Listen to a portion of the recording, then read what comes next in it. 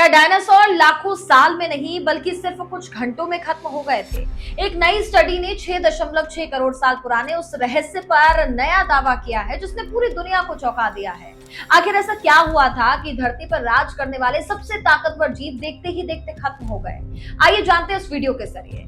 करीब 6.6 करोड़ साल पहले एक विशाल एस्टेरॉयड मैक्सिको के युकातान प्रायद्वीप से टकराया था और इसी घटना को डायनासोर के विलुप्त होने की सबसे बड़ी वजह माना जाता है। लेकिन अब नई रिसर्च कहती है कि असली तबाही सिर्फ टक्कर से नहीं बल्कि उसके कुछ घंटों बाद शुरू हुई थी। जियोफिजिकल रिसर्च में पब्लिश रिपोर्ट के मुताबिक टक्कर के बाद चट्टानों और धूल का विशाल गुब्बार अंतरिक्ष तक पहुंच गया और कुछ समय बाद यही मलबा दोबारा धरती पर गिरने लगा। जब ये मलबा वायुमंडल से टकराया तो घर्षण की वजह से इतनी भीषण गर्मी पैदा हुई कि दुनिया के कई हिस्सों में जंगलों में अपने आप आग लग गई। वैज्ञानिकों का कहना है कि हवा में फैली महीन धूल ने गर्मी को बाहर निकलने नहीं दिया, यानी कि धरती एक तरह से आग के भट्टे में बदल गई। स्टडी के मुताबिक हालात ऐसे थे कि पहले 1-2 घंटे में ही अधिकांश बड़े जीवों की मौत हो सकती थी।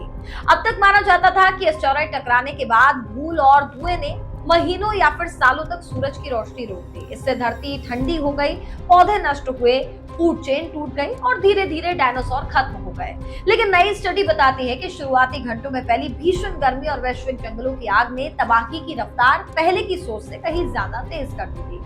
हालांकि वैज्ञानिक ये भी साफ कर रहे हैं कि ये रिसर्च पुरानी एस्टेरॉयड थ्योरी को गलत नहीं ठहराती, बल्कि ये बताती है कि टक्कर के तुरंत बाद धरती पर क्या हुआ होगा, यानी कि एस्टेरॉयड ही मुख्य वजह था। लेकिन उसके बाद पैदा हुई आग और असहनीय गर्मी ने बड़े पैमाने पर जीवन को बेहद कम समय में खत्म कर दिया।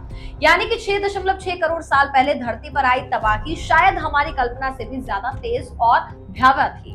और वैज्ञानिक इस बात के और सबूत तलाश रहे हैं कि क्या सचमुच दुनिया भर में एक साथ जंगलों में आग लगी थी या इसका असर अलग अलग इलाकों में अलग रहा है।